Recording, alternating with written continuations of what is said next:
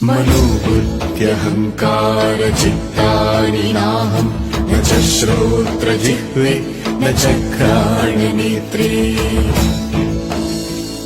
न च व्योमभूमिर्न तेजो न वायुः चिदानन्दरूप शिवोऽहं शिवोऽहं चिदानन्दरूपः शिवोऽहं शिवोऽहम्. வணக்கம்.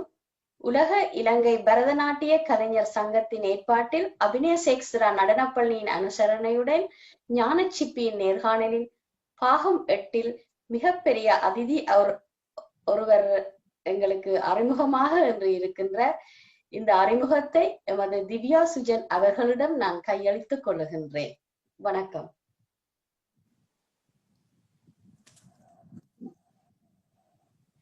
அனைவருக்கும் இனிய வணக்கங்கள்.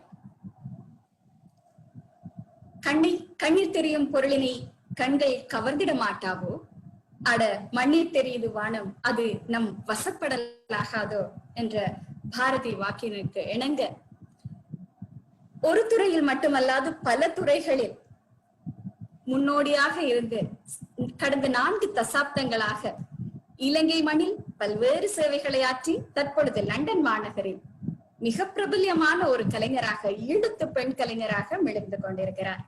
எழுத்தாளர், நடிகை, மேடை நாடக கலைஞர், வானொலி நாடக கலைஞர், பரதநாட்டிய ஆசிரியர், சினிமா துறை, தொலைக்காட்சி, வானொலி, ஊடகத்துறை என எந்த துறையிலையுமே கலைத்துறை சார்ந்து விட்டு வைக்காத ஒரு அழகிய பெண்மணி.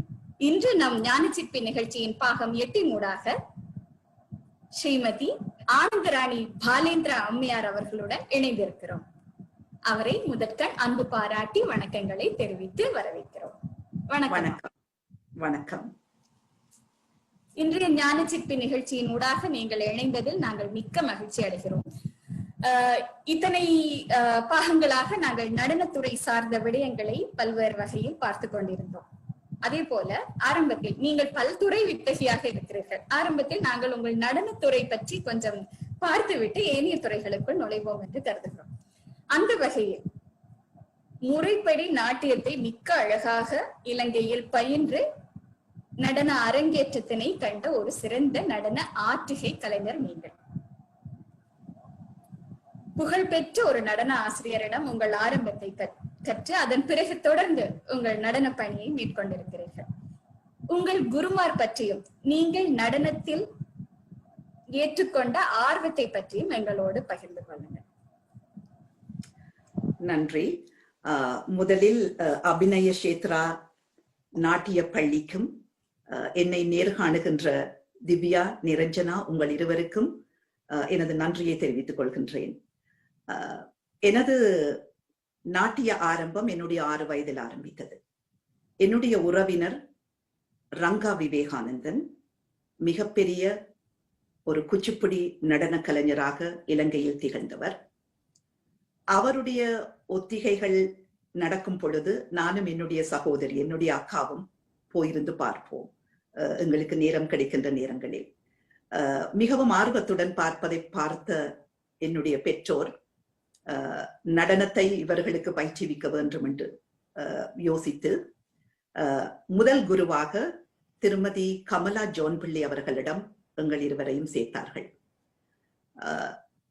கமலா ஜோன் பிள்ளை மிஸ், நான் நினைக்கின்றேன் 1950களில் கலாஷேத்ரா சென்று நடனம் பயின்ற மிக சிலரில் முக்கியமான ஒரு ஆசிரியை.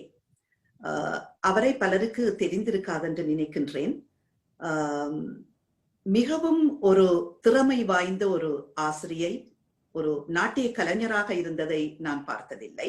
ஆனால் அவர் ஆசிரியராக, அவரிடம் தான் என்னுடைய ஆரம்பம்.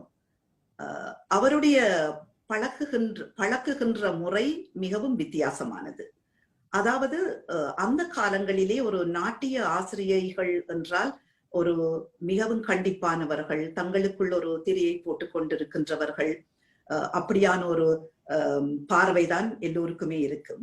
ஆனால் என்னுடைய அதிர்ஷ்டம், நான் பழகிய என்னுடைய குருமார் எல்லோருமே ஒரு ஆசிரியைகளாக மட்டுமல்லாது ஒரு நல்ல நண்பர்களாகவும் இருந்திருக்கின்றார்கள். அதில் நான் கமலா ஜான் பிள்ளை மிஸ் அவர்களை சொல்வதென்றால், அவருடைய வீட்டிலேதான் நானும் என்னுடைய சகோதரியும் போய் நடனம் பயின்றோம். எங்களுடைய பாடசாலை முடிந்த பிறகு நேராக அவருடைய வீட்டுக்கே நடனம் பயில போவோம். அப்பொழுது அவர் எங்களை தன்னுடைய பிள்ளைகளாகவே பார்த்தார். அதாவது பாடசாலை விட்டு வருகின்றார்கள், களைத்திருப்பார்கள் என்று சொல்லி முதலில் ஏதாவது சாப்பிட தருவார். ஒரு சாண்ட்விச்சா இருக்கலாம், ஒரு பிஸ்கட்டா இருக்கலாம், ஏதாவது ஒன்று சாப்பிட தந்து, எங்களுக்கு குடிப்பதற்கு ஒரு ட்ரிங்க்கும் தந்து, எங்களை கொஞ்சம் ஆறுதல் படுத்தின பிறகுதான் வகுப்படுப்பார். அது ஒவ்வொரு கிழமையும் அவர் அப்படியேதான் செய்வார். அது எங்களுக்கு மிகவும் ஒரு ஆசிரியர் மட்டுமல்லாது ஒரு அம்மா மாதிரி அவருடைய செயற்பாடுகள். பிறகு அவர் நடனத்தை கற்றுக் கொடுப்பார். இப்பொழுதும் எனக்கு அவர் தெஹிவலையில் இருந்தார், கொழும்பிலே. அவருடைய வீடு எனக்கு நன்றாக ஞாபகம் இருக்கின்றது. ஏனென்றால் அந்த வீட்டிற்கு முன்னுக்கெல்லாம் நிறைய பூமரங்கள் வைத்திருப்பார். அந்த குதிரைவால் பூ என்று சொல்லுவார்கள். அது இங்கே இருப்பவர்களுக்கு எவ்வளவு தூரம் தெரியுமோ தெரியாது. அதெல்லாம் நிறைய அவருடைய பூச்சாடிகளில் எல்லாம் வைத்திருப்பார். மிகவும் அன்பான ஒரு ஆசிரியை. அவரிடம் நான் நினைக்கின்றேன் ஒரு 4-5 வருடங்கள் கலாஷேத்ரா பாணியில் நடனம் பயின்றேன். பிறகு அவர் தெஹிவலையில் இருந்து அவர் கொழும்பின் இன்னொரு பகுதிக்கு வீடு மாறி சென்று விட்டார். எங்களுக்கு போக முடியாமல் போய்விட்டது. ஏனென்றால் நாங்கள் சிறியவர்கள், அவ்வளவு தூரம் பிரயாணம் செய்து வகுப்புகளுக்கு போவது கஷ்டம் என்று சொல்லி என்னுடைய பெற்றோர் நிறுத்தி விட்டார்கள். ஆனால் அவர்களுக்கு தெரியும் எங்களுக்கு இருவருக்கும் நடனத்தில் சரியான ஆர்வம் என்று. அதன் பிறகு திருமதி கார்த்திகா கணேசர் அவர்கள், அவர் வழுவூர் பாணியில் நடனம் பயின்றவர். அவர் பெரிய குருவான ஸ்ரீ வழுவூர் ராமையா பிள்ளை அவர்களிடம் போய் குருகுல வாசம் செய்து நடனம் பயின்று அப்பொழுதுதான் இலங்கைக்கு திரும்பி ஒரு பெரிய ஒரு நடன நிகழ்ச்சியையும் செய்திருந்தார். அவரை பற்றி அறிந்த பின்னர் நாங்கள் அவருடைய நாட்டிய பள்ளியில் இணைந்து கொண்டோம். அவரும் ஒரு எப்படி நான் மிஸ்ஸஸ் கமலா ஜான் பள்ளியை பற்றி சொன்னேனோ அதே மாதிரி ஒரு ஆசிரியை மட்டுமல்ல, ஒரு சிறந்த நண்பியாக, ஒரு சகோதரியாகத்தான் நான் அவரை பார்க்கின்றேன். ஏனென்றால் இப்பொழுதும் எனக்கு அவருடன் தொடர்பு இருக்கின்றது. ஒரு மிகவும் அன்பானவர், சரியான ஒரு ஃப்ரெண்ட்லியான ஒரு ஆசிரியை. மற்றது அவர் ஒரு எப்பொழுதுமே நல்ல சிரித்த முகத்துடன், அவரை ஒரு பப்ளி பர்சன் என்று சொல்லுவார்கள். அதாவது எப்பவுமே நல்ல ஒரு சுறுசுறுப்பாக இருப்பார். அவரும் அதே மாதிரி தான். அவருடைய வீட்டிலே நாங்கள் நடன பயிற்சிகளுக்கு போனால் அவரும் கட்டாயம் ஏதாவது சாப்பிட தருவார். குறிப்பாக நான் அரங்கேற்றத்துக்கு பின்னர் நான் அவருடைய நாட்டிய நாடகங்கள் பலவற்றில் பங்கு பற்றியிருந்தேன். பிறகு நான் மட்டுமே அவருடைய நடன வகுப்புகளுக்கு, மற்றது அவருக்கு உதவியாகவும் நான் பல நிகழ்ச்சிகளுக்கு சென்றிருக்கிறேன். அவருடைய சிறிய மாணவர்களை பயிற்றுவிப்பதற்கும் என்னை அனுமதிப்பார். அந்த வேளைகளில் எல்லாம் அவர் முடிந்த பிறகு இருந்து ஒரு அரை மணித்தியாலும் 1 மணித்தியாலும் அவரோட நல்லா இருந்து கதைச்சு சாப்பிட்டுட்டு போமென்று சொல்லி இடியப்பம் அவிக்க சொல்லி இடியப்பம் அப்படி ஏதாவதெல்லாம் தந்துதான் அனுப்பி விடுவார். அப்படி ஒரு சிறந்த ஒரு ஆசிரியை.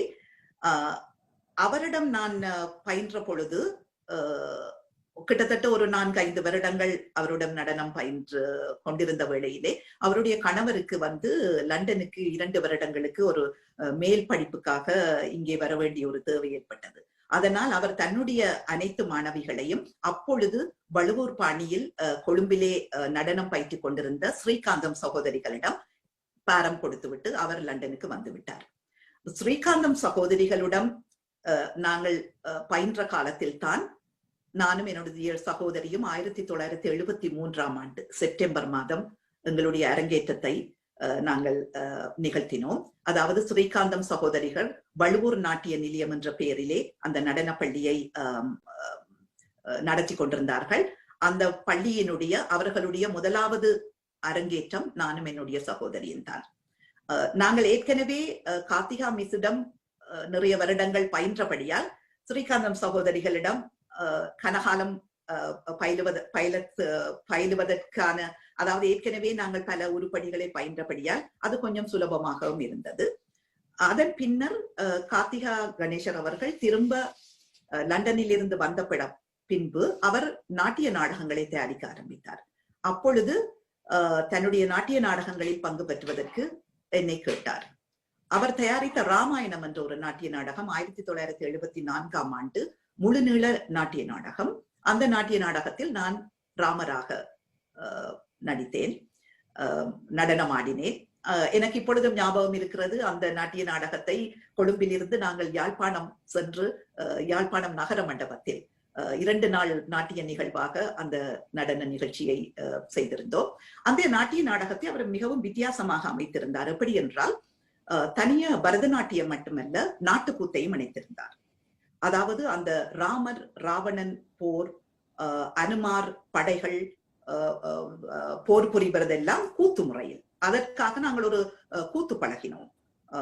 பேராசிரியர் மௌனகுரு அவர்கள் அழைத்து எங்களுக்கு கூத்து, அவர் ஒரு 2-3 நாள் எங்களுக்கு கூத்து பழக்கி, உண்மையிலே பெண்கள் கூத்து ஆடுவது மிகவும் கஷ்டம். அதுவும் ஒரு போரண்டு வரும் பொழுது உக்கிரமான நடனமாக இருக்க வேண்டும். ஆனால் நாங்கள் அந்த உக்கிரமான நடனத்தை தான் ஆடியிருந்தோம். அதனைத் தொடர்ந்து கார்த்திகாமி தயாரித்த எல்லாளன் துட்டகாமினி, கிருஷ்ணலீலா போன்ற பல நாட்டிய நாடகங்களில் நான் பங்கு பெற்றிருக்கின்றேன். ஸ்ரீகாந்தம் சகோதரிகள் அவர்களை பற்றி கூறுவதென்றால், அவர்கள் 3 பேர்.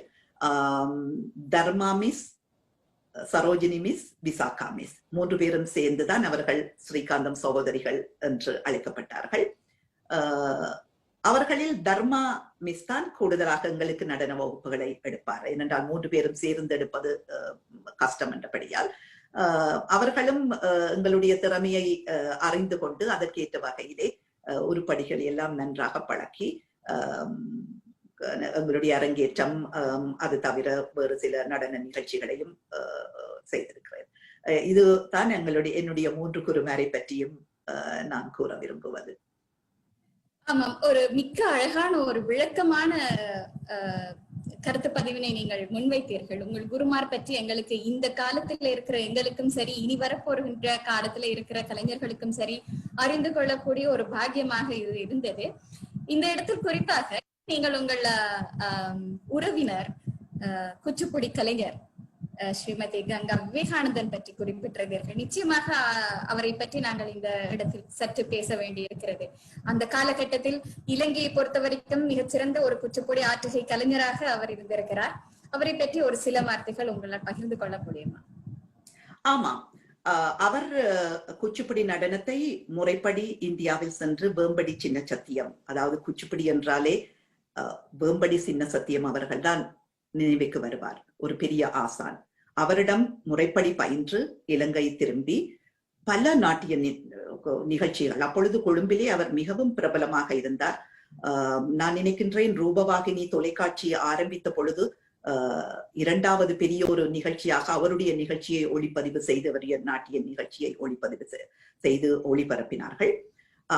பொதுவாகவே குச்சிப்புடி என்று சொல்லும் பொழுது பலருக்கு இந்த தாம்பாளத்தில் ஏறி நின்று ஆடுவதுதான் குச்சிப்புடி என்று ஒரு கருத்து இருக்கின்றது. நானும் அந்த ஒரு சின்ன அது ஒரு குச்சிப்புடியின்றி ஒரு சின்ன அங்கம் தான், தரங்கம் என்று சொல்லுவார்கள். ஆனா குச்சிப்புடி என்றது மிகவும் அழகான பரதநாட்டியம் போல அது இன்னொரு வடிவம், மிகவும் அழகான ஒரு நடனம். அப்ப அந்த குச்சிப்புடி அந்த தாம்பாளத்தில் ஏறி நின்று கொண்டு தலையில் குடம் வைத்து கையில் தீபங்கள் ஏந்தி நடனமாடுவது அதுல ஒரு சிறிய பாகம். ரங்காவுக்கு மிகவும் அவருடைய அந்த உடல் வாகு கூட ஒரு நடன கலைஞருக்கான மிகுந்த ஒரு அழகான ஒரு உடல் வாக்கு. அவ நடனம் ஆடும் பொழுது மிகவும் லாவகமாக இருக்கும். மற்றது அதை பார்த்து கொண்டே இருக்கலாம் போல இருக்கும்.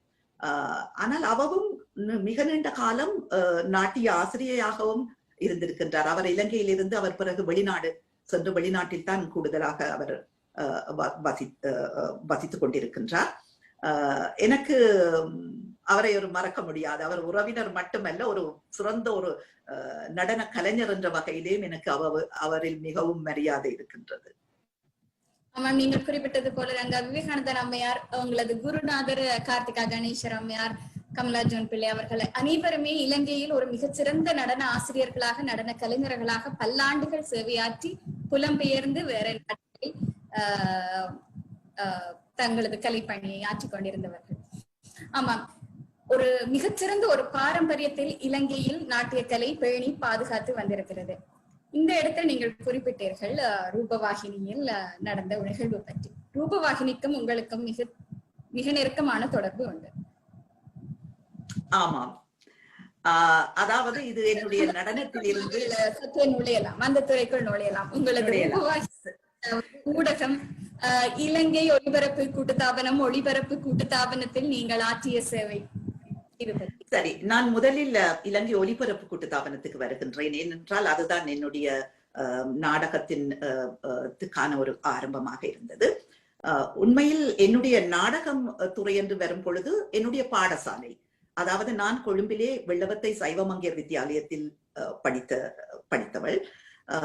அது ஒரு தனியார் பாடசாலை, உங்களுக்கு தெரியும், மகளிர் பாடசாலை. பாடசாலையினுடைய நிதிக்காக ஒவ்வொரு 3 அல்லது 4 வருடங்களுக்கு ஒரு முறை ஒரு பெரிய நாடகத்தை தயாரிப்பார்கள். முழுநீள நாடகம், 2.5 மணித்தியால நாடகம். நான் 8ஆம் வகுப்பு படிக்கும் பொழுது பக்த நந்தனார் என்ற நாடகத்தை தயாரித்தார்கள். பிரம்மாண்டமான ஒரு தயாரிப்பு. அதிலே நான் நந்தனாருடைய மனைவியாக நடித்தேன். அதனைத் தொடர்ந்து நாயன்மார் சரித்திரத்தை அவர்கள் தயாரித்த பொழுது நான் சுந்தர நாயனார். அப்படி பாடசாலை நாடகங்களில் தான் என்னுடைய ஆரம்பம். ஆனால் பாடசாலை நாடகங்கள் எல்லோருமே நடிப்பார்கள். அதை விட்டு நான் இலங்கை வானொலி என்று வரும் பொழுது 1974ஆம் ஆண்டு இலங்கை வானொலியில் நாடக உரைச்சித்திர கலைஞர் தேர்விலே நான் தேர்வாகி நான் இலங்கை வானொலிக்கு அடியெடுத்து வைத்தேன். இலங்கை வானொலியில் நான் நினைக்கின்றேன் கிட்டத்தட்ட 1980களின் பிற்பகுதி வரை நான் நிறைய நாடகங்களில், ஒரு 100கணக்கான நாடகங்களில் நடித்திருக்கின்றேன். அப்பொழுது நாடக தயாரிப்பாளர்களாக திரு K.M. வாசகர், திரு P. விக்னேஸ்வரன் ஆகியோர் பணியாற்றி கொண்டிருந்தார்கள். எனக்கு இப்பொழுதும் ஞாபகம் இருக்கின்றது ஒரு தொடர் நாடகம். நான் அப்பொழுதுதான், அதாவது மிகவும் இளம் வயது, 18 வயதிலே தான் அந்த ஆடிஷனிலே பங்கு பெற்ற முடியும். நான் காத்திருந்து அந்த ஆடிஷனிலே தேர்வு செய்யப்பட்டு உள்நுழைந்த காலம். ஒரு 2 மாதத்துக்கு உள்ளேயே ஒரு தொடர் நாடகம், வாழ பிறந்தவர்கள் என்று சொல்லி இளங்கீரன் எழுதிய ஒரு தொடர் நாடகம், 125 அங்கங்கள் போன அந்த நாடகத்தில் என்னை பிரதான பாத்திரத்தில் K.M. வாசகர் எனக்கு அந்த பிரதான பாத்திரத்தை தந்து நான் நடித்தேன். நிறைய நாடகங்கள் நடித்திருக்கின்றேன். என்னுடைய மேடை நாடக பிரவேசம் 1975ஆம் ஆண்டு ஆரம்பமானது. அதாவது மொரட்டுவா பல்கலைக்கழகத்தில் அப்பொழுது மாணவராக பயின்று கொண்டிருந்தவர் பாலேந்திரா. பின்னாளில் அவர் என்னுடைய கணவரானார். அவர் தயாரித்த நாடகம் பிச்சை வேண்டாம் என்ற நாடகம். மொரட்டுவா பல்கலைக்கழக தமிழ் சங்கத்திலே அவர் அப்பொழுது தலைவராக இருந்த நேரத்திலே சங்கத்து நிதிக்காக தயாரித்தவர். ஆனால் அந்த நாடகத்தில் நடித்த அனைவருமே மொரட்டுவா பல்கலைக்கழக மாணவர்கள். ஆனால் பெண்கள் ஒருவருமே, அங்கு தமிழ் பெண்கள் படித்ததே மிக குறைவு, பெண்கள் ஒருவருமே நடிக்க முன்வரவில்லை. எனவே அப்பொழுது நான் இலங்கை வானொலியில் நடித்துக் கொண்டிருந்தேன். என்னுடைய உறவினர்கள் இருவர் அவரோடு ஒன்றாக படித்தவர்கள். அவருக்கு சொல்லி இருக்கின்றார்கள், எங்களுடைய உறவினர் ஆனந்தராணி ரேடியோ நாடகங்களில் நடித்துக் கொண்டிருக்கின்றார், அவரை கேட்கலாம் என்று சொல்லி. அப்படி என்னை கேட்டுத்தான் நான் அந்த பிச்சை வேண்டாம் என்ற நாடகத்தில் 1975ஆம் ஆண்டு நான் நடிக்க ஆரம்பித்தேன். அப்பொழுது எனக்கு 19 வயது. ஆனால் அந்த காலத்திலே, அதாவது ஈழத்திலே தமிழ் பெண்கள் மேடை நாடகத்தில் நடிப்பதற்கு தயங்கிய ஒரு காலம்.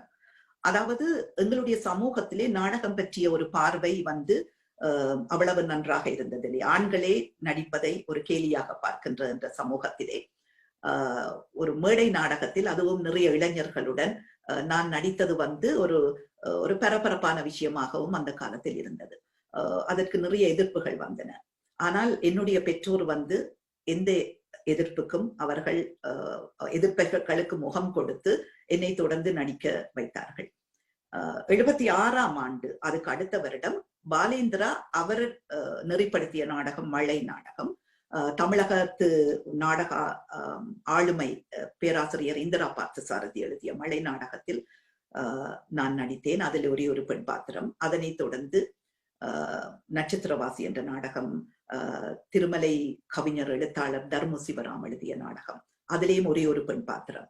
ஏனென்றால் அந்த காலத்திலே ஒன்றில் ஒரு பெண் பாத்திரம் உள்ள நாடகத்தை தெரிவு செய்வார்கள், அல்லது பெண் பாத்திரமே இல்லாத நாடகங்களை தெரிவு செய்வார்கள் நெறியாளர்களோ தயாரிப்பாளர்கள். ஏனென்றால் பெண்களை எடுப்பது மிகவும் சிரமமாக இருந்தது. அந்த வேளையில் தான் அடுத்த நாடகமாக பாலேந்திரா நெறிப்படுத்திய நாடகம் கண்ணாடி வார்ப்புகள். இந்த கண்ணாடி வார்ப்புகள் நாடகம் ஒரு அமெரிக்க நாடக ஆசிரியர் டெனசி வில்லியம்ஸ் எழுதிய நாடகம். தி கிளாஸ் மெனாஜரி என்ற நாடகத்தினுடைய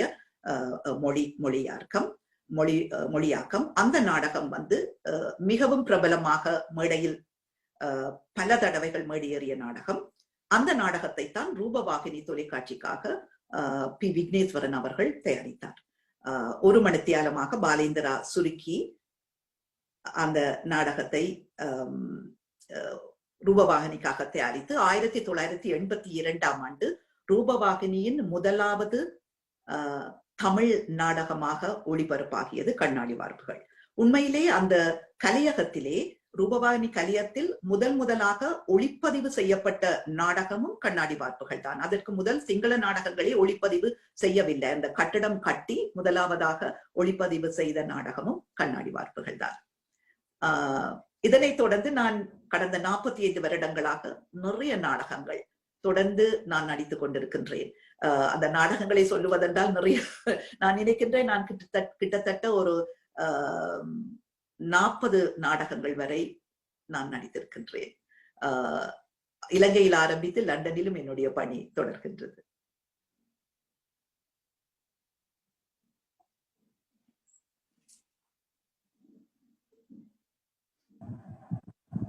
மிக அற்புதம் அம்மா. உங்களது நடனத்துறையை பார்த்து நாங்கள் வியந்தோம், இப்ப நாடகத்துறையை பார்த்து வியக்கிறோம். உண்மையில் சொல்ல போனால் உங்களை பற்றி 1 மணி நேர நேர்காணல் என்பதே நிச்சயம் போதாது. அத்தனை விடயங்களை உள்ளே பதித்த ஒரு பெண் ஆளுமை நீங்கள். காதல் கணவனை அவருக்குரிய காரியங்கள் அத்தனையிலும் உடனிருந்து, அதை தாண்டி கலை மீது இருந்த பெரும் மோகத்தினால் இருவரும் இணைந்து பல விடயங்களை கலைத்துறைக்காக நீங்கள் ஆற்றிக்கொண்டு இருக்கிறீர்கள். அந்த வகையில் இன்னும் ஒரு மிக முக்கியமான ஒரு துறையில் உங்கள் பங்களிப்பினை இலங்கையில் நல்கி இருக்கிறீர்கள். ஆமா, சினிமா துறை.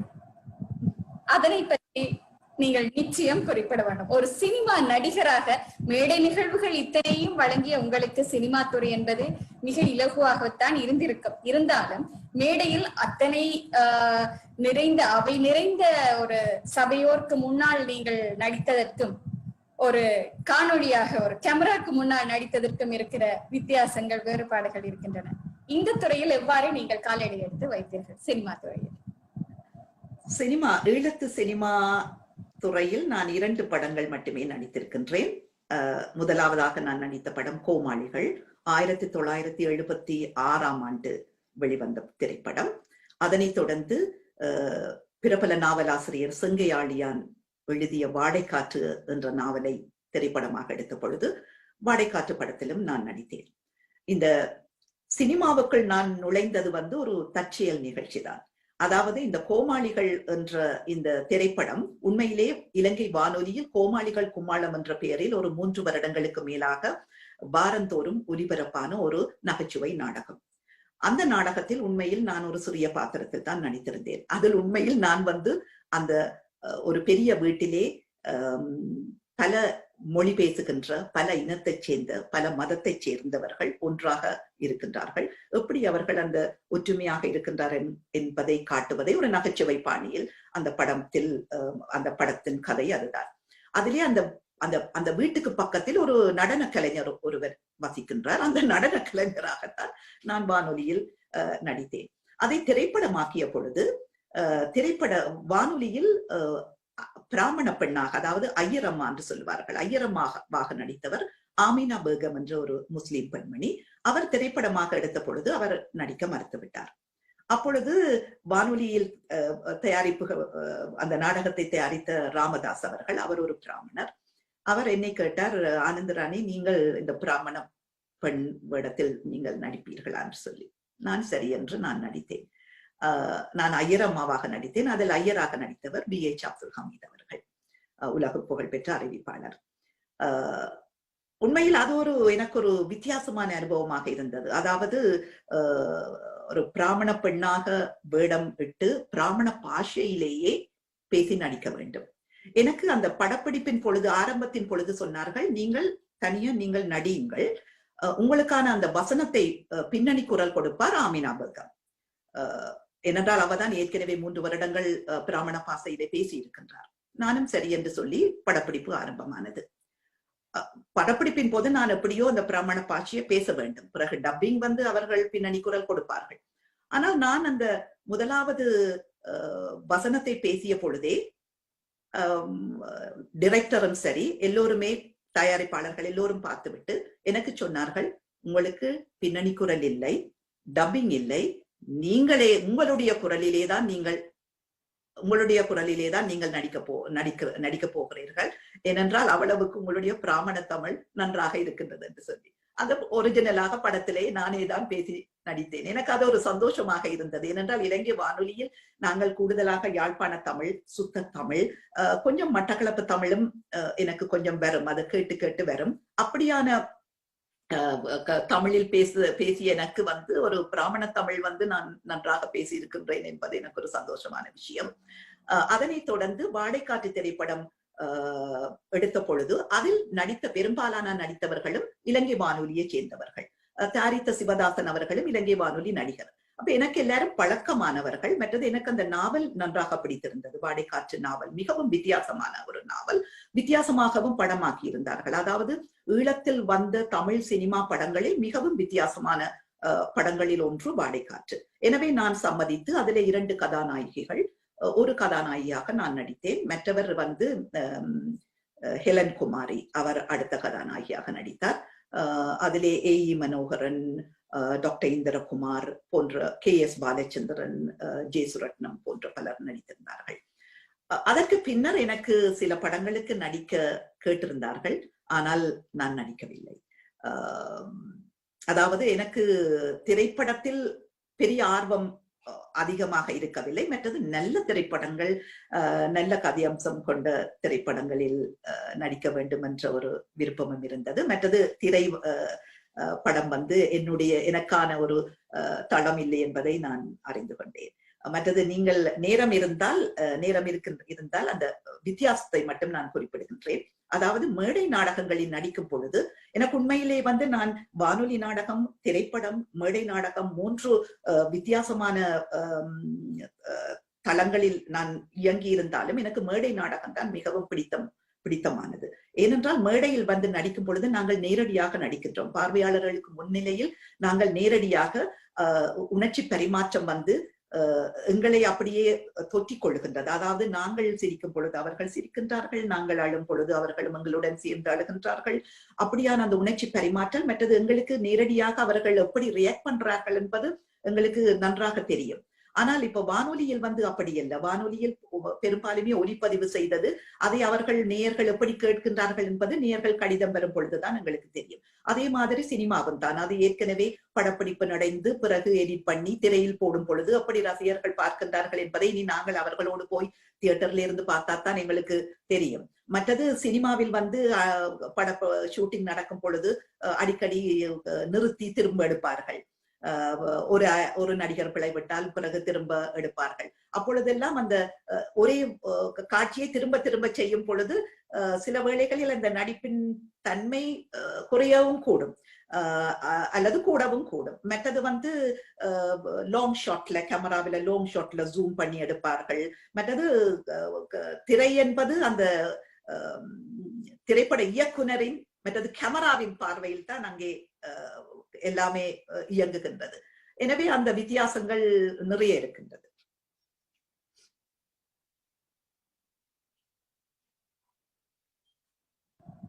உங்களுடன் உரையாடிக் கொண்டிருக்கும் பொழுதே ஏதோ இலங்கை வானொலியில் நாங்கள் நிகழ்ச்சியை கேட்க போலத்தான் தெரிகிறது. அத்தனை ஒரு சந்தோஷம், ஆனந்தம் அந்த தமிழில் இருக்கின்ற உங்கள் பேச்சில் இருக்கின்ற இனிமை, பேச்சினில் இனிமை வேண்டும் என்று எப்போதுமே நாங்கள் குறிப்பிடுவோம். ஒரு ஈழப் கலைஞராக இத்தனை தமிழ் உணர்வுடன் பற்றுடன் இவ்வளவு கலைகளையும் பொதிந்து தாங்கி இருக்கின்ற அந்த ஆளுமையை எங்கள் கண்முன் பார்க்கும் பொழுது மிக்க மகிழ்ச்சியில் திளைப்பது என்பது ஐயம் இல்லாதது ஒன்று.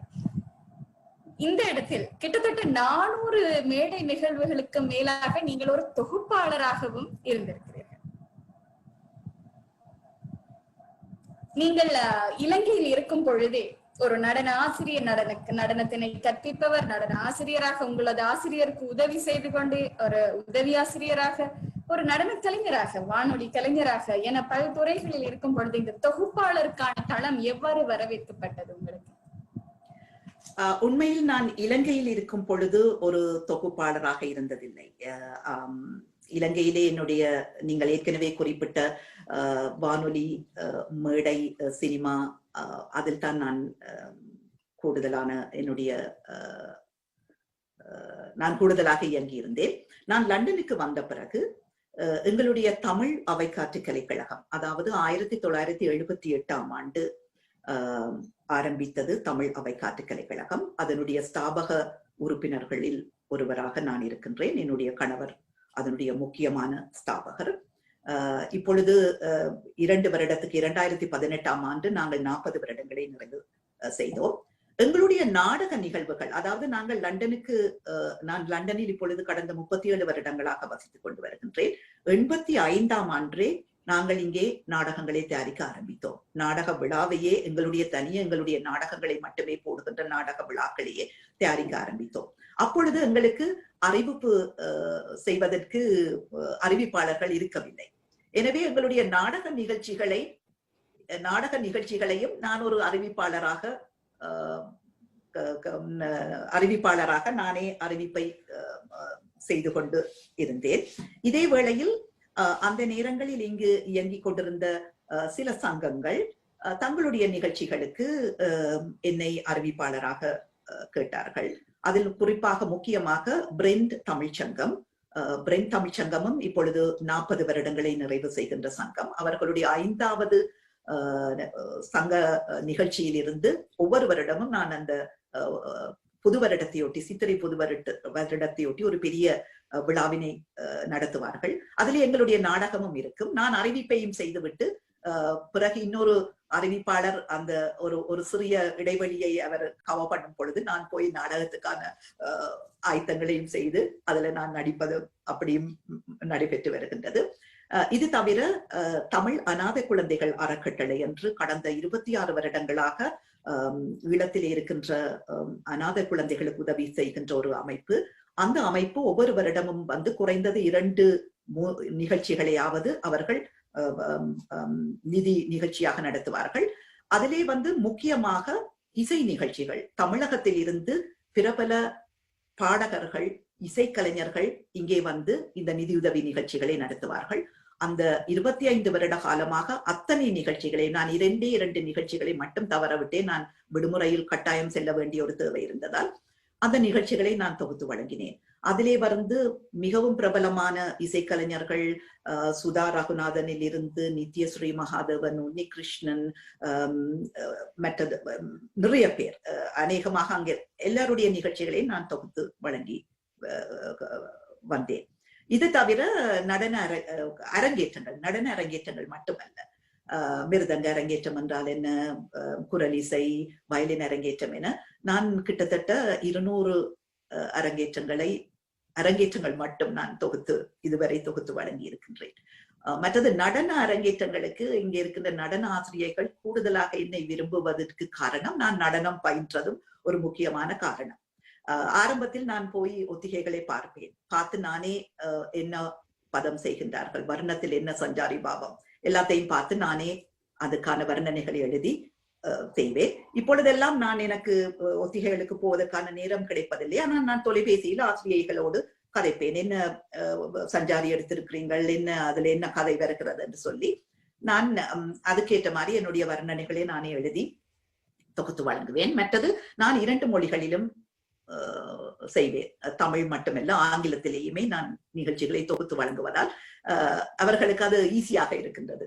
2 அறிவிப்பாளர்களை எடுக்க வேண்டிய தேவை அவர்களுக்கு இல்லை. அப்படி நான் தொடர்ந்து நிறைய மேடை நிகழ்ச்சிகளை அறிவிப்பாளராக நான் இருந்து வருகின்றேன். முதலில் உங்கள் நடனத்துறை பற்றி கேட்கும் பொழுது ஒரு கட்டத்தில் உங்களை பார்த்தோம். நாடகத்துறையில் போகும்பொழுது இன்னொரு கட்டம் மேலே சென்று வியந்து பார்க்கிறோம். இப்பொழுது தொகுப்பாளராக நீங்கள் பன்முக திறமையுடன் வழங்கியதை பார்க்க வியந்து வியந்து வியந்து இத்தனை பெரிய ஒரு பெண் ஆளுமையா இவ்வளவு ஒரு பொக்கிஷமாக எங்கள் இலங்கையை சேர்ந்த ஒருத்தர் இருக்கிறார் என்பதில் மிக்க மிக்க ஒரு பெருமையாகத்தான் இருக்கிறது. அந்த வகையில் ஊடகத்துறை, நாடகத்துறை, நாட்டியத்துறை எது உங்களுக்கு மனதுக்கு மிக்க பிடித்த ஒரு விடயமாக நீங்கள் கருதுகிறீர்கள்? நான் மிக நீண்ட காலம் பயணித்துக் கொண்டிருப்பது நாடகத்துறையில், மேடை நாடகத்துறையில். ஏனென்றால் நான் லண்டனுக்கு வந்த பின்பும் நான் இங்கே ஒரு நடன ஆசிரியையாக பிரென் தமிழ் பாடசாலையுடன் இணைந்து ஒரு 13 வருடங்கள் நடன ஆசிரியையாக இருந்தேன். நான் பிரத்யேகமான வகுப்புகள் பெரிதாக எடுத்ததில்லை, ஒரு 2 வருடங்கள் மட்டும். பிறகு அதை நிறுத்திவிட்டேன்.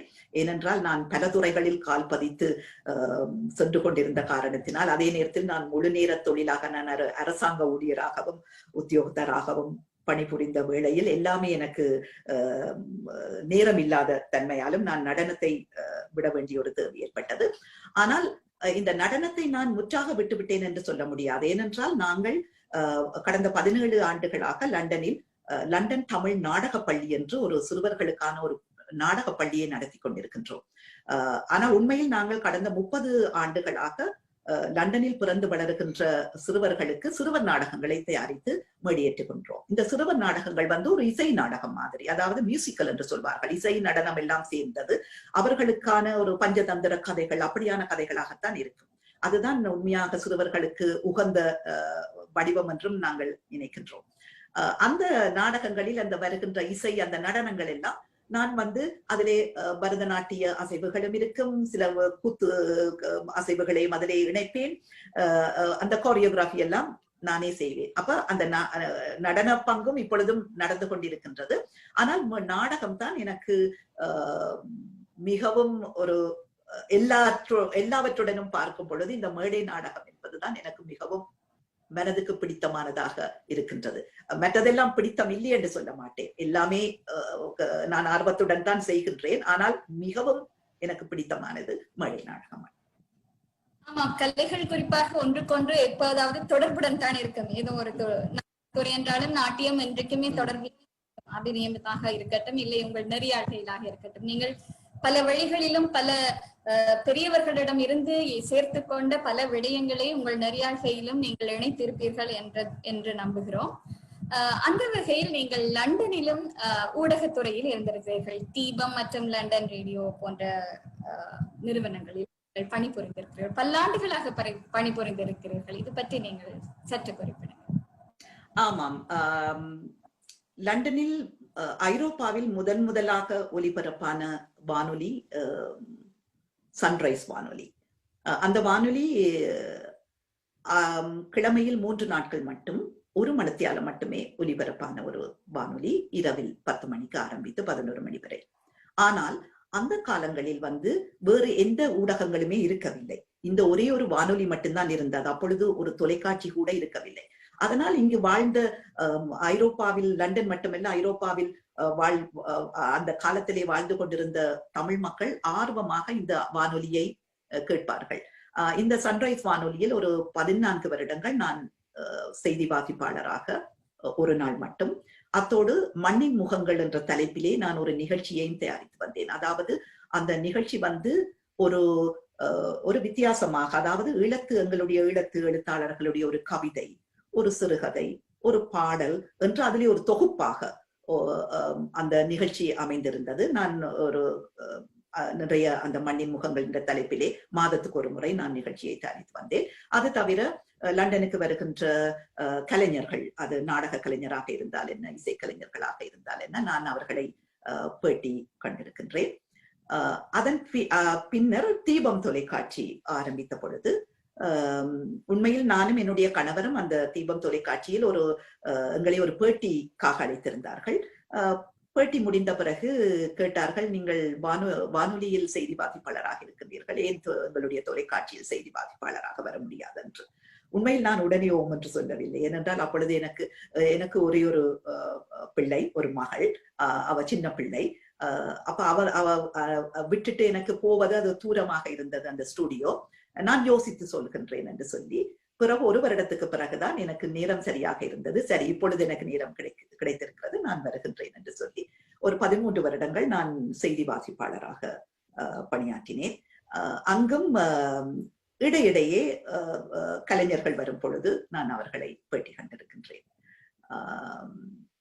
மற்றது எனக்கு நான் நினைக்கின்றேன், இலங்கை வானொலியில் நான் உரைச்சித்திரங்களில் பங்கு பற்றியது எனக்கு இந்த செய்தி வாசிப்புக்கு மிகவும் உறுதுணையாக இருந்தது. அத்தோடு நாடகங்களில் தமிழ், அந்த நாடகங்களில் எப்படி என்னுடைய தமிழை நான் வளர்த்துக் கொண்டேன், அந்த வளர்ப்பும் கூட எனக்கு இந்த செய்தி வாசிப்புகள், நிகழ்ச்சி தொகுப்புகளில் உதவி இருக்கின்றது.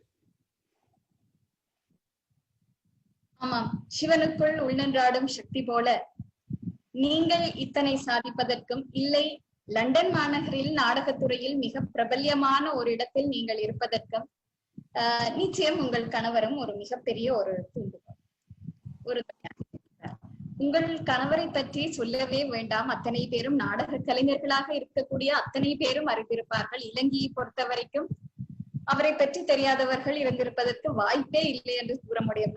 நாடகத்துறையை பொறுத்த வரைக்கும் ஞானச்சிப்பி நிகழ்ச்சியினூடாக நாட்டிய கலைஞர்கள் பலர் இந்நிகழ்வினை கண்டுகளித்துக் கொண்டிருக்கிறார்கள். அவர்களுக்கு உங்கள் கணவர் பற்றியும் அவரது சேவை பற்றியும் மிகச் சுருக்கமாக சில விடயங்களை என்னோடு பரிமாறிக்கொள்ள முடியுமா? ஆமாம், நான் ஏற்கனவே கூறியது போல 1975ஆம் ஆண்டுதான் நமக்குள் நாங்கள் அறிமுகமானோம் இருவரும். பிச்சை வேண்டாம் என்ற அந்த நாடகத்தின் மூலம். அதிலிருந்து இன்று வரை 37 ஆண்டுகள், நாங்கள் 45 ஆண்டுகள் நாடகத்திலும் 37 ஆண்டுகள் வாழ்க்கையிலும் நாங்கள் இணைந்து பயணித்துக் கொண்டிருக்கின்றோம். அவர் ஒரு பொறியியலாளராக பணிபுரிந்து இப்பொழுது இளைப்பாறியவர். அவருக்கு நாடகமே மூச்சு என்று சொல்லலாம். அதாவது அவர் இளைஞராக ஆரம்பித்த காலத்தில், அதாவது நவீன நாடகங்களில் தான் அவருக்கு கூடிய பரிச்சயம் இருந்தது. அந்த காலத்திலே அவர் கொழும்பிலே படித்த காலங்களில் சிங்கள ஆங்கில நாடகங்களை பார்த்து, ஏன் இதை போல நாங்கள் தமிழில் செய்ய முடியாது? ஏனென்றால் அந்த நேரங்களிலே சிங்கள நாடகங்கள் எல்லாம் மிகவும் வளர்ச்சி பெற்றிருந்தன. அவர்கள மேடையேற்றங்கள் எல்லாம் மிகவும் சிறப்பாக இருக்கும். ஏன் நாங்கள் தமிழிலே இப்படியான நவீன நாடகங்களை செய்யக்கூடாது என்ற அந்த முனைப்போடு அவர் பல்கலைக்கழக மாணவராக இருந்த காலத்திலேயே அவர் நாடகங்களை தயாரித்து நாடகங்களை நெறிப்படுத்தி தொடர்ந்து பல எதிர்ப்புகளுக்கு மத்தியில், அவர் இளைஞராக இருந்த பொழுதும் கூட அவருடைய வெற்றியை பார்த்து பொறாமைப்பட்டவர்களும் இருக்கின்றார்கள். அந்த பல எதிர்ப்புகளுக்கு மத்தியில் தொடர்ந்து நாடகங்களை மேடியேற்ற வேண்டும், அதாவது தொடர்ந்த நாடக மேடியேற்றங்களே தீவிர நாடக இயக்கத்தை வலுப்படுத்தும் என்ற ரீதியிலே அடுத்தடுத்து பல நாடகங்களை அவர் நெறிப்படுத்தி, இலங்கையில் இருந்த காலத்தில் குறிப்பாக நான் கூறியது போல இந்த மழை என்ற நாடகம் 76ஆம் ஆண்டு அவர் முதலாக தயாரித்த பெரிய நாடகம். அதில் நானும் பாலேந்திராவும் 4 பாத்திரங்கள், அவரும் 2 பேருமே நடித்தோம். அந்த நாடகம் கிட்டத்தட்ட 40 தடவைகள், இதுவரை 40 தடவைகள் மேடியேற்றி இருக்கின்றோம். அதே மாதிரி பல நாடகங்கள், யுக தர்மம் என்ற ஒரு நாடகம், அந்த நாடகம் ஒரு கிட்டத்தட்ட 30 தடவைகள் மேடியேற்றப்பட்டது. நிறைய, கிட்டத்தட்ட நான் நினைக்கிறேன் 70 நாடகங்களுக்கு மேல் அவர் நெறிப்படுத்தி இருக்கின்றார். இந்த நாடகங்களை தனியா இலங்கையில் மட்டுமல்ல, லண்டனில் மட்டுமல்ல, நாங்கள் வெளிநாடுகளில் சென்றும் நாடகங்களை மேடியேற்றி இருக்கின்றோம். அதற்கு முக்கிய காரணமாக இருந்தவர் பாலேந்திரா. அவர் நாடகம் பார்வைக்குரியது, பார்வையாளர்களை நேரே சந்திக்கின்றது என்றபடியால் நாங்கள் பார்வையாளர்கள் இருக்கின்ற இடங்களுக்கும் செல்ல வேண்டும், சென்று அந்த நாடகங்களை போட்டு ஒரு தீவிர நாடக இயக்கத்தை வளர்க்க வேண்டும் என்று சொல்லி பல நாடுகளுக்கு, ஆஸ்திரேலியா துவக்கம், கனடா, நோர்வே மற்றும் எல்லா ஐரோப்பிய நாடுகள் பலவற்றிற்கும் சென்று நாடகங்களை நடத்தினோம். இந்தியாவிற்கு கூட 2010ஆம் ஆண்டு சென்று இந்த மழை நாடகம் எழுதிய பேராசிரியர் இந்திரா பார்த்த சாரதி மற்றும் நிறைய நாடக ஆளுமைகளுக்கு முன்னர் மழை நாடகத்தையே நாங்கள் அங்கே மேடையேற்றினோம், 2 நாடகங்களை. இப்பொழுதும் அவருக்கு இந்த சிறுவர் இந்த நாடக பள்ளியை பற்றி சொன்னேன், இந்த பள்ளியினுடைய இயக்குநராகவும் பயிற்றுவிப்பாளராகவும் இருந்து வருகின்றார். இப்பொழுதுமே அவர் நாடகத்தில் இருக்கின்ற ஆர்வம் காரணமாக இந்த நாடகங்களை இப்பொழுது இந்த கிடைக்கின்ற இந்த காலத்திலே, அதாவது இப்பொழுது நாங்கள் வீட்டுக்குள் தங்கி இருக்கின்ற இந்த காலத்திலே பழைய நாடகங்களை எல்லாம் பதிவு செய்து முகநூலில் பல பதிவுகளை எல்லாம் இட்டுக் கொண்டிருக்கின்றார். மற்றது என்னுடைய நாடக முயற்சி, நாடகம் இருவருமே நாங்கள் பயணிக்கின்றோம். ஆனால் என்னுடைய மற்றைய துறைகளில் நான் இவ்வளவு தூரம் நான் பணியாற்றுவதற்கு, அதாவது என்னுடைய அறிவிப்பு துறையாக இருந்தால் என்ன, ஊடகத்துறையாக இருந்தால் என்ன, எல்லாவற்றுக்கும் அவர் எனக்கு மிகவும் 100% என்று சொல்லுவேன், மிகவும் ஊக்குவிக்கின்றார். எனக்கு அரங்கேற்றங்களுக்கு நான் தொகுப்பாளராக போகும் பொழுது, தூர இடங்களுக்கு போகும் பொழுது அவரை நான் காரோடினாலும் தூர இடங்களுக்கு நான் போகுவது அவ்வளவு விரும்புவதில்லை. என்னை காரோடி கொண்டு போய் அந்த நிகழ்ச்சியை நான் தொகுப்பதற்கு எனக்கு முழு உதவியும் செய்து கொண்டு வருகின்றார். அதாவது எப்படி நான் நாடகத்துக்கு அவருக்கு பக்கபலமாக இருக்கின்றேனோ அதே மாதிரி என்னுடைய மற்ற விடயங்களுக்கும் அவர் பக்கபலமாக இருக்கின்றார். நான் நினைக்கின்றேன் அது மிகவும் முக்கியமான ஒரு விடயம் என்று. அதனால நான் எந்த விதமான வீட்டுல பிள்ளைய மகளை பார்த்துக் கொள்ளுவார், நான் நிகழ்ச்சிகள் தொகுப்புகளுக்கு எல்லாம் போயிட்டு வரும் பொழுது மகளை பார்த்துக் கொள்ளுவார், சகல வேலைகளையும் செய்வார். அது எனக்கு மிகவும் மிகவும் ஒரு உதவியாகவும் இருக்கின்றது என்று நான் சொல்லுவேன். ஆமாம், ஒரு நல்ல கலைஞர்கள் மிளிர வேண்டும் என்றால் குடும்பத்தின் ஒத்துழைப்பு மிக்க அவசியம். அந்த வகையில் ஞானச்சிற்பி நிகழ்ச்சியின் ஊடாக ஞானச்சிற்பியின் சார்பில் உங்கள் கணவருக்கு நமது மனமார்ந்த நன்றிகளையும் வணக்கங்களையும் தெரிவித்து மகிழ்கிறோம். இலங்கையின் புகழை, அதுவும் ஈழத்து தமிழ் பெண்ணாக உலகளாவிய ரீதியில் பல மேடைகளை கண்ட பேரனுபவம் மிக்க ஒரு ஆளுமையான ஒருவரோடு நாங்கள் பேசிக்கொண்டிருக்கிறோம். அந்த வகையில் மிக பொருத்தமான கேள்வி என்று நினைக்கிறேன். ஒரு பெண் சாதிக்க வேண்டும் என்றால் பல விதமான சவால்களுக்கு முகம் கொடுத்திருப்பார். அந்த மாதிரியான ஒரு பெண்களுக்கு நீங்கள் அல்லது உங்கள் அனுபவ ரீதியாக நீங்கள் கொடுக்கக்கூடிய சில அறிவுறுத்தல்களோ அல்லது விடயங்களை பகிர்ந்து. ஆமாம், அது அந்த காலமாக இருந்தால் என்ன, அதாவது நான் நடிக்க ஆரம்பித்த 70களின் ஆரம்பமாக காலமாக இருந்தால் என்ன, இப்பொழுது இந்த 2020 நாங்கள் வசித்துக் இருக்கின்ற காலமாக இருந்தால் என்ன, பெண்கள் பல திறமைகள் கொண்டவர்கள்.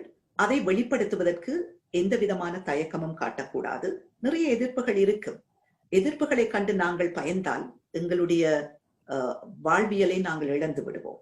எங்களுக்குள்ளே இருக்கின்ற திறமைகளை நாங்கள் அப்படியே எங்களுக்குள்ளேயே அதை முடக்கிக் கொள்வோம். அதனால் மற்றவர்கள் என்ன சொல்லுகின்றார்கள் என்னை பொறுத்தவரையிலே, அதாவது நான் ஆரம்பத்தில் 75ஆம் ஆண்டு நடித்த காலத்திலே நிறைய எதிர்ப்புகள், என்னை நடிக்க விட வேண்டாம் என்றே தடுத்தவர்கள் பல, என்னுடைய பெற்றோருக்கு அழுத்தம் கொடுத்தவர்கள் நிறைய இருக்கின்றார்கள். மற்றது பலவிதமான, அதாவது அந்த காலத்திலே அதாவது நடனமே உங்களுக்கு தெரியும், ஆரம்பத்தில் நடனத்தையே ஒரு சதிர் ஆட்டம் என்றும் சின்ன மேளம் நடனம் ஆடுபவர்களை சின்ன மேளம் என்றும் கூறிய ஒரு காலம்.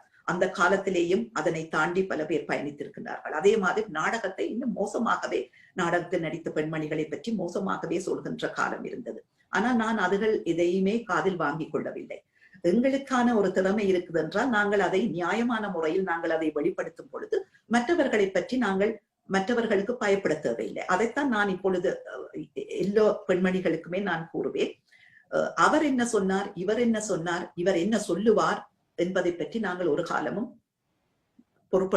அதை பற்றி பொருட்படுத்தக்கூடாது. எங்களுக்கு எது நியாயம் என்று படுகிறதோ, நாங்கள் சரியாக எதை செய்கின்றோம் என்று நினைக்கின்றோமோ அதை நாங்கள் துணிந்து செய்ய வேண்டும். அப்படி செய்தால்தான் எந்த கலைகளுமே, அது எழுத்துத்துறையாக இருந்தால் என்ன, நேரடியாக எழுதுங்கள். பிரச்சனைகள் இருந்தால் என்ன, எழுத்துத்துறையாக இருந்தால் என்ன, நடனம் என்றால் என்ன, நாடகம் என்றால் என்ன, கல்வித்துறையாக இருந்தால் என்ன, எந்த துறையாக இருந்தாலும் நாங்கள் மற்றவர்களுக்கு பயப்பட தேவையில்லை. நாங்கள் நேர்மையாகவும் நியாயமாகவும் இருந்தால் என்பதுதான் என்னுடைய கூற்று. ஆமா, திண்ணிய நெஞ்சம் வேண்டும், தெளிந்த நல்ல அறிவு வேண்டும், இத்தனையும் இருந்தால் நல்லவை எண்ணினால் எண்ணியவை யாவும் படம் என்பது போல நீங்கள் குறிப்பிட்ட அத்தனை விடயங்களும் பெண்களுக்கு நிச்சயமாக ஒரு உரமாகத்தான் இருக்கும் அவர்கள் பயணத்திற்கு என்று நம்புகிறோம். இந்த தேனிலும் இனிய குரலாய் நீங்கள் பேசிக்கொண்டிருக்கும் குரல் இந்த காற்றின் அலைகளோடு மிக அற்புதமாக கலந்து கொண்டிருக்கின்றன. ஆமாம், நான் கூற வருவதும் அதுதான். ஸ்ரீலங்கன் ஏர்லைன்ஸ் விமானத்தின் தமிழ் குரலுக்கு சொந்தக்காரி பல வருடங்களாக.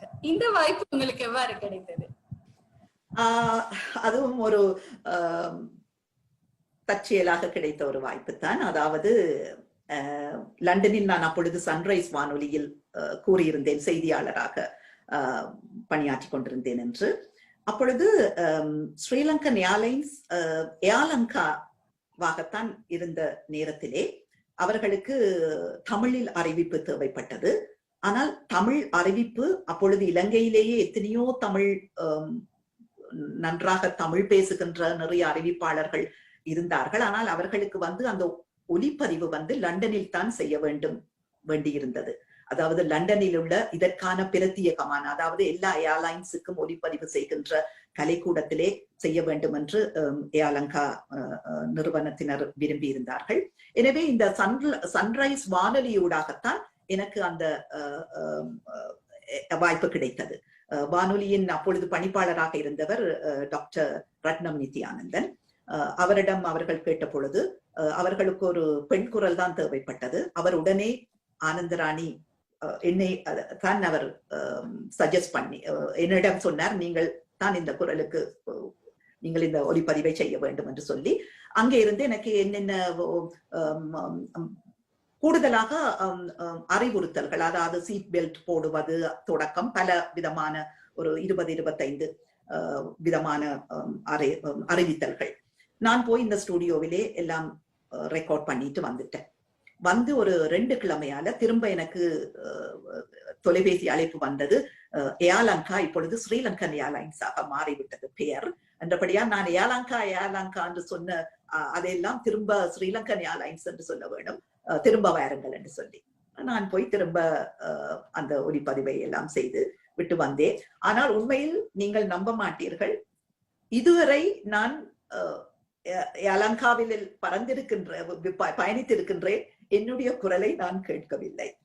ஆனால் பல இடங்களில், ஆஸ்திரேலியா துவக்கம் பல இடங்களுக்கு பயணித்தவர்கள் என்னுடைய குரலை கேட்டு வானத்திலும் உங்களுடைய குரல் கேட்டது என்று சொல்லியிருந்தார்கள். நான் நினைக்கின்றேன் இப்பொழுது அந்த குரல் எல்லாம், என்னுடைய குரல் அங்கே இல்லை, அவர்கள் எடுத்து விட்டார்கள். நேரடியான ஒலிபரப்பு அறிவித்தல்கள் செய்கின்றார்களோ தெரியாது. இதுதான் அந்த கதை. ஆமா, மண்ணில் தெரியுது வானம் நம் வசப்படலாகாதோ என்பது போல நீங்கள் பலரது, அதாவது மண்ணில் இருப்பவர்கள் மட்டுமல்ல, காற்றில் பறந்து கொண்டிருப்பவர்களின் காதுகளையும் நீங்கள் உங்கள் தமிழினால் இனிமை சேர்த்திருக்கிறீர்கள். யாழ்ப்பாணம் வட்டுக்கோட்டையில் ஒரு ஆசிரியராக பணிபுரிந்து லண்டனில் கூட கிட்டத்தட்ட 32 வருடங்களாக ஒரு அரசாங்க உத்தியோகத்தில் பணிபுரிந்து கொண்டு இத்தனை கலைத்துறையில் நீங்கள் சாதித்திருக்கிறீர்கள் என்றால் அது மிகுந்து வியக்க வைக்கிற ஒரு விடயமாகத்தான் இருக்கிறது. அதிலிருந்து நமக்கு தெரிவதெல்லாம் உங்கள் கடின உழைப்பும், காலத்தை பொன்னென மதிக்கும் பண்பும், அனைவரோடும் இன்புற பழகும் உங்கள் நல்லொழுக்கமும் என்று எண்ணுகிறேன். இந்த வேளையில் நமது நிரஞ்சனா சுரேஷ் அவர்கள் சில கேள்விகளை உங்களிடம் கேட்க வேண்டும் என்று இருக்கிறார். அவரிடம் கையெழுத்து விட்டு மீண்டும் வருகிறேன்.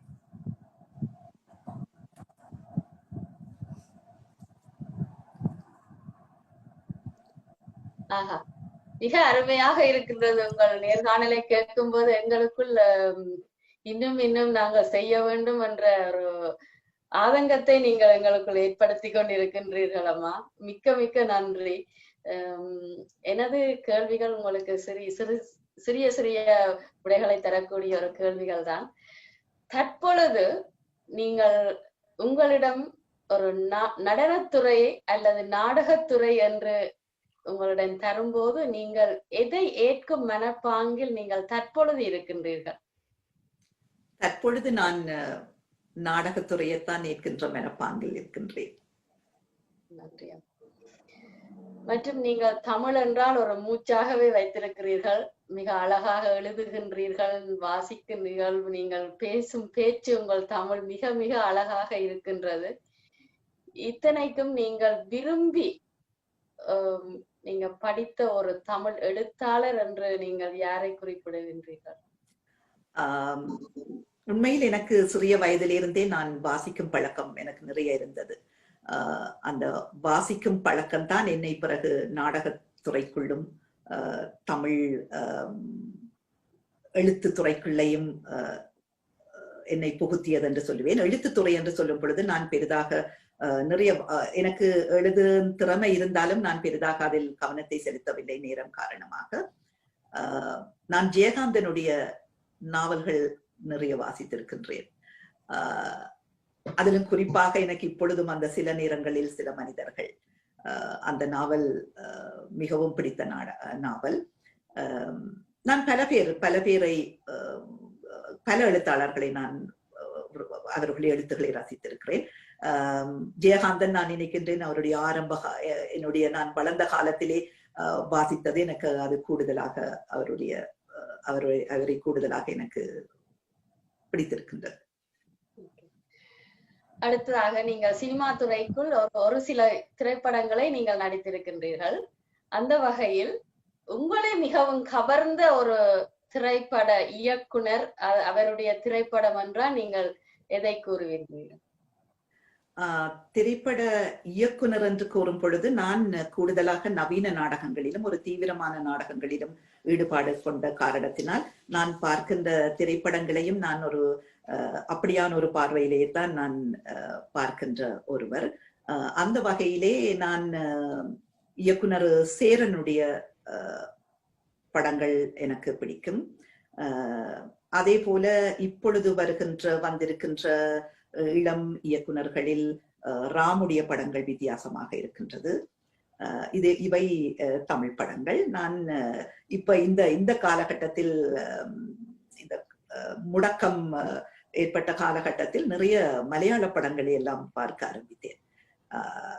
உண்மையில் மலையாள படங்கள் மிகவும் யதார்த்தமான பல படங்கள் எடுத்திருக்கின்றார்கள். மற்றது நான் ஆரம்பத்தில் நான் இளவயதாக இருக்கும் பொழுதே அதுக்கு என்னுடைய கணவரும் ஒரு காரணம்.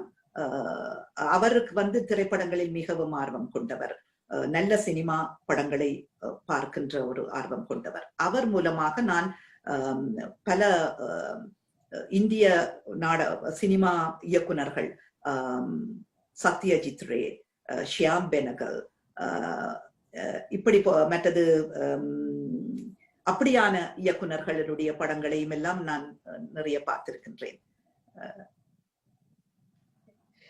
அடுத்ததாக உங்களை தற்பொழுது ஒருவருமே இல்லாத ஒரு தீவில கொண்டு போய் உங்களை விட நாங்கள் நினைத்தால் நீங்கள் எந்த ஒரு 3 விடயத்தை உங்களோட எடுத்து செல்ல விரும்புவீர்கள்?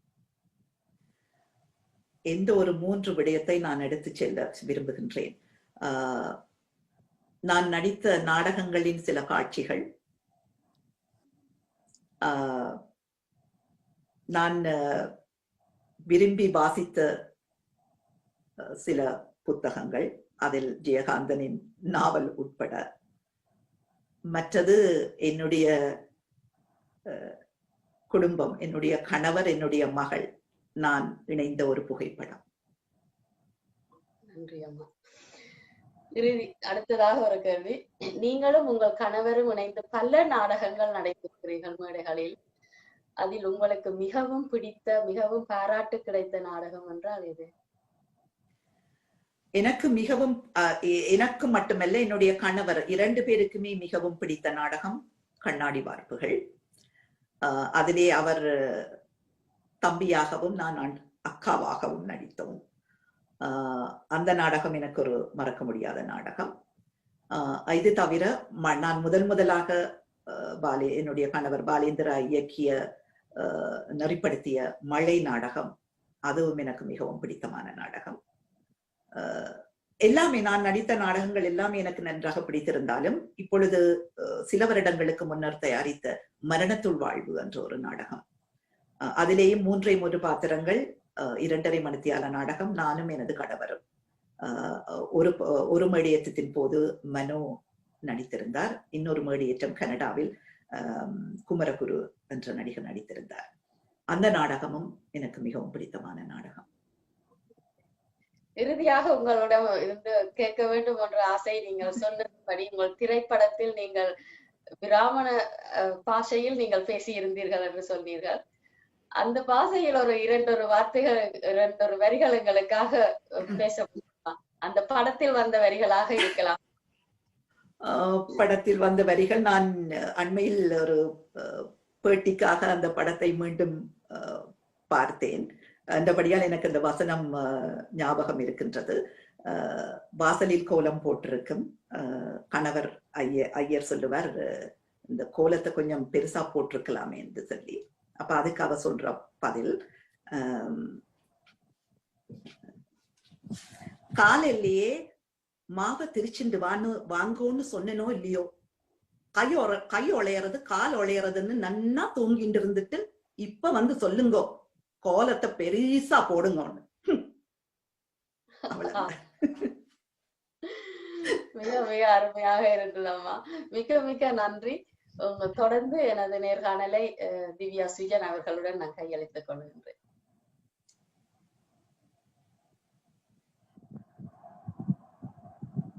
மிக்க நன்றி நிரஞ்சனா சுரேஷ் அவர்களே. உங்கள் கேள்வியினால் தான் நாம் கூட ஒரு சிறு துளி நடிப்பினை கூட காணக்கூடியதாக இருந்தது. ஆமா, இதிலிருந்து உங்கள் மீது ஒரு பெரும் மோகம் எனக்கு வந்து விட்டது. உங்கள் நாடகங்களை பார்க்க வேண்டும், உங்கள் நடிப்பை பார்க்க வேண்டும். இத்தனை பெரிய ஆளுமையாக இருக்கிறீர்களே, உங்களை பற்றி இன்னும் அறிய வேண்டும் என்ற பெரும் ஆவல் ஏற்படுகிறது. அவர் கேட்டதிலிருந்து ஒரு கேள்வி. நீங்களும் உங்கள் கணவரும் இருவரும் இணைந்து பல மேடை நாடகங்களை நடத்திவிட்டு வருவீர்கள். நாடகம் முடிந்து வீட்டுக்கு வந்ததும் உங்களுக்கு சுவாரஸ்யமாக இருக்கும். அதை பற்றி சொல்லுங்கள். பொதுவாகவே நாங்கள் எங்களுடைய நாடக மேடியேற்றங்கள் நடந்த பிறகு, நாங்கள் இலங்கையில் இருந்த காலத்திலும் சரி, பிறகு லண்டனுக்கு வந்த காலத்திலும், நாடகம் முடிந்து அநேகமாக அந்த நாடகத்தில் நடித்த கலைஞர்கள், நாடகத்தின் மேடை பின்னணியில் எங்களுக்கு உதவி செய்தவர்கள் அனைவரும் நாங்கள் ஒரு இடத்திலே சந்திப்போம்.